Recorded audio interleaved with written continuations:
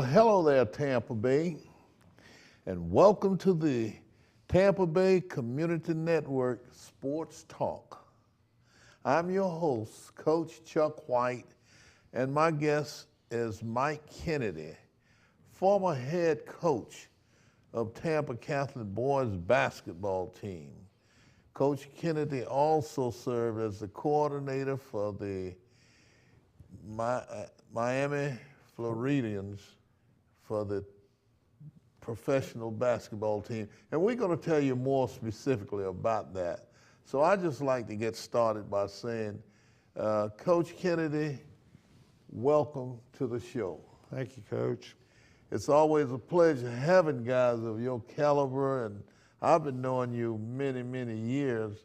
Not only just knowing you, we consider ourselves very good friends, and we've been through a lot of basketball together, which we're going to be talking about. Well, Coach, I know this is your first time being on the show, and we've taken on so many new viewers and listeners, and we might have you just talk about your first experience in any manner with basketball, because most basketball coaches have played and been involved. Why don't you take it from here and just talk about your very first experience with basketball? Well, Coach, that goes back to Memorial Junior High School. Okay. A well-known coach who's coached for many, many years, Coach Mike Hufford, started us off at Memorial Junior High, and our next year was with Coach Tony Coca. And they were a feeder school for Hillsborough High School. And the same team that won the city championship at Memorial and was the same team that won it at Hillsborough High School in 1961 when we defeated Jefferson for the city championship. And a fellow named Gaither, Mr. Gaither, was principal of the high school. Mm-hmm. And we all know about Gaither High School. So it started there and moved on. I played basketball my whole career. I went up and played for Coach Don Williams at Millikan University in Decatur, Illinois. I came back and played for Coach Boyd at University of Tampa. Don Boyd, Coach Bob Lavoie. Yeah. So, and then after graduating, a head coach at Tampa Catholic High School. My second year, we won Tampa Catholic's first district championship. We went to the regional playoffs in the state of Florida. And the next year, we had a new gymnasium, which I was then on the designing and building. I know we talked a little bit about your experience in basketball, and I believe that was before you did all these outstanding things when you were on the playground. I think it was Fair Oaks Playground. Am I correct in saying that? Coach, I worked for the City of Tampa Recreation Department. Dave Barksdale was the director, and I worked at many of the playgrounds. One of them was Fair Oaks, Clearfield, and North Tampa. And I had a guy that you coached when he was a young fella, a guy named Leaky Smith. He was my shortstop. Leon Leaky Smith. How well do I remember him? Coach, you could tell me a few things about him. Oh, yes. Well, Leaky was just an all-around athlete. When you look at him, he didn't have the size that you want to see in a superstar, but he was.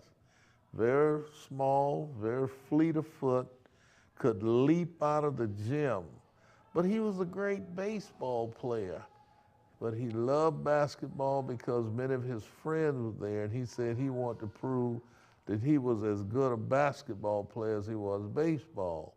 But Mike, why don't we go on and talk about your experience from the playground and when you went into Tampa Catholic?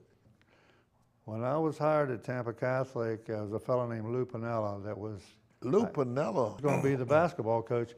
But because he was a baseball guy and I was a basketball guy, they gave me the job. You gave him baseball? It was Monsignor Scully, the president of the school, and so I became their head coach. And when I first got there, they didn't have a program. They really, I remember we were going shirts and skins out on the outside. We didn't have a gymnasium. Jesuit wouldn't play us because we didn't have a gymnasium. So the Monsignor came by one day and he said, hey coach, no skins, you gotta wear a shirt. So as soon as he was out of sight, I said, okay guys, shirts and skins. And the rest of it's history. That same team, the second year we won our district championship. We beat Zephyr Hills in double overtime and went to the first regional state playoffs. We were in the process of building a new gymnasium. A fellow named Nash Higgins, an old coach, and Tom Murray were involved, and we built the gymnasium. And once we got the gymnasium, Jesuit was in our district, so they didn't have a choice. We scheduled them. I scheduled Jesuit, and it became the first Jesuit-Tampa Catholic rivalry game, and was packed, and has been packed ever since. They have a great basketball program at Jesuit, as Tampa Catholic now. So I feel like that a lot was accomplished there.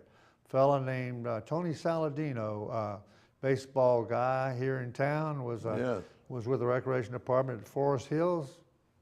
Touched a lot of hearts and helped a lot of little kids. Yes. A great organizer. Still going. I hired him as my junior varsity coach, and we started a first ninth grade program, and Tony was involved and was a very a great asset to our program.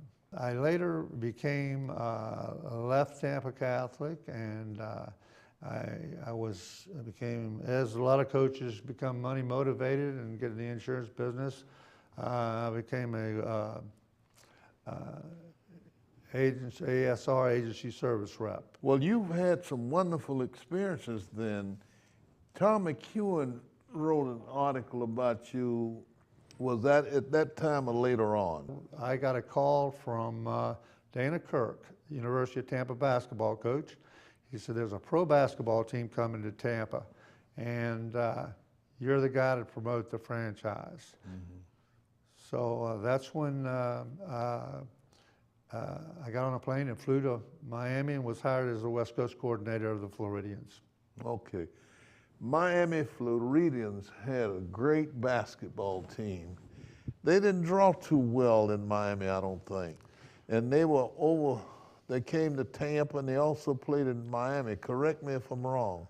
A new owner, Ned Dole, of Dole Dane Burnback Advertising Agency, bought the franchise, fired the players and the coach, brought in new players and coach, and made it a regionally based franchise, and played in Miami, Tampa, and Jacksonville. Right. So I became the West Coast coordinator for Tampa, and my job was to do everything. I sold season tickets, spots for radio and TV, had a secretary from the Dallas Cowboys. Coach, you used to come to the games. Oh man, every game. I was there. Rich Dye and I were very good friends, and we would come together.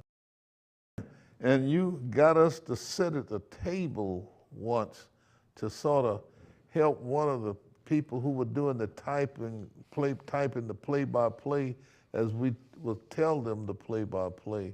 And that was a great experience we had. Coach, I hired the stat crew, and we needed a stat guy that night. And I knew you knew your job, your basketball.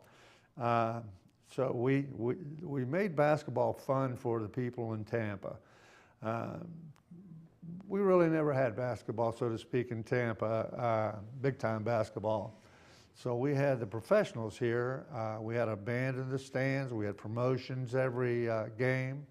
We had a free first 500 with a parent ball night, and we'd give them a T-shirt, then we'd have ball night, and they would get a red, white, and blue basketball. They started the three-point play, Coach. Miami Floridians started the three-point. Well, they were the Floridians. They dropped the name Miami and became state of Florida pro basketball team with the American Basketball Association.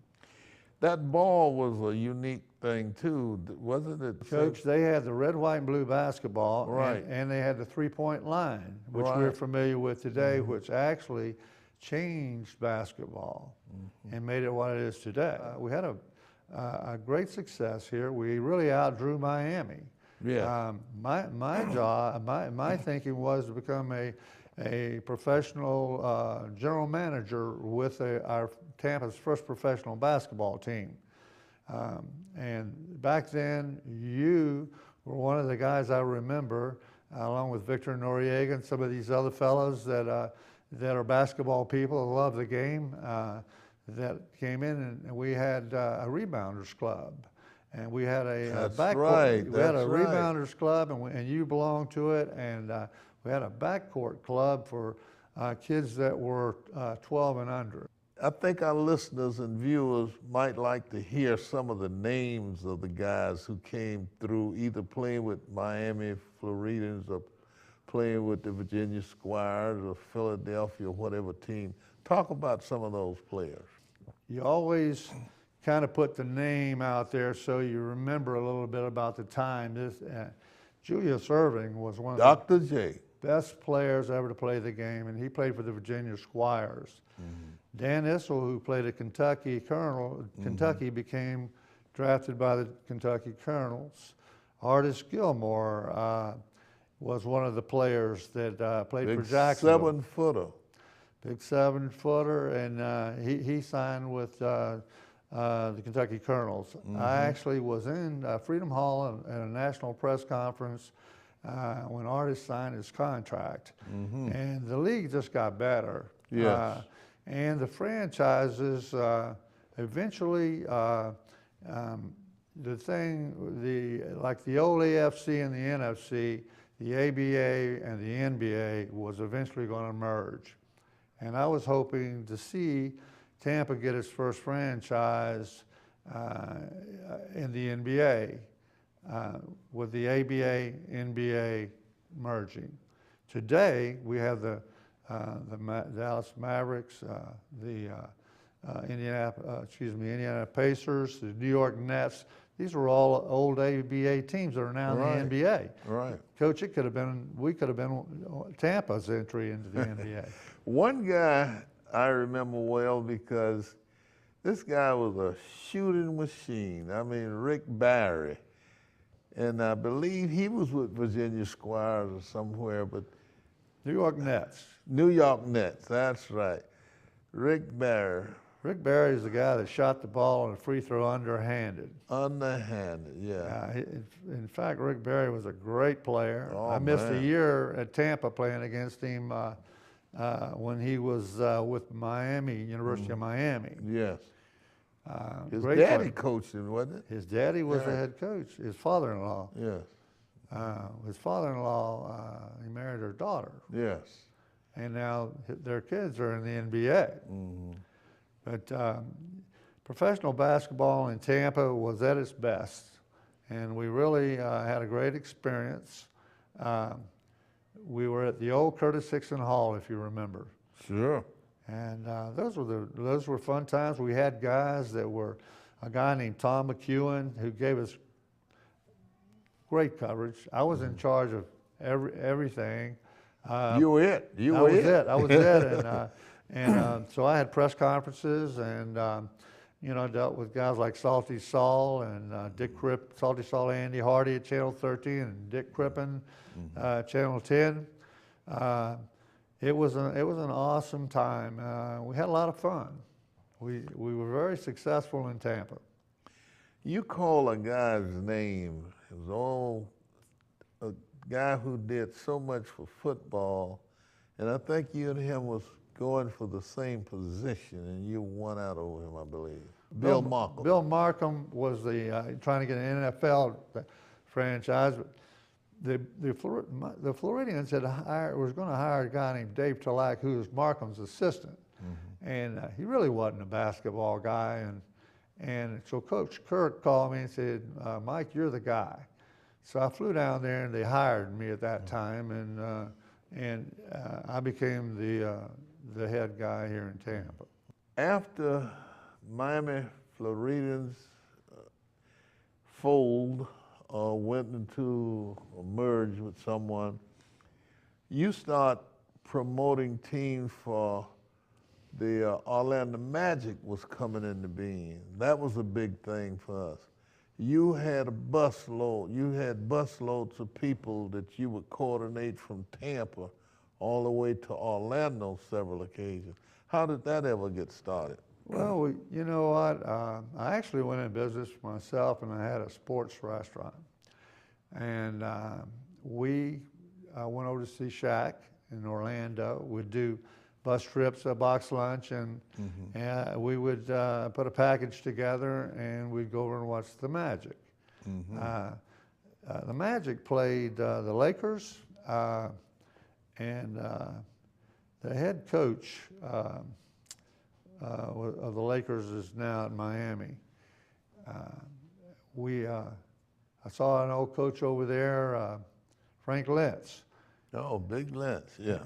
And Frank was telling me, hey, you remember Coach? And so my son and I got to walk back and meet him. But basketball is alive in Tampa.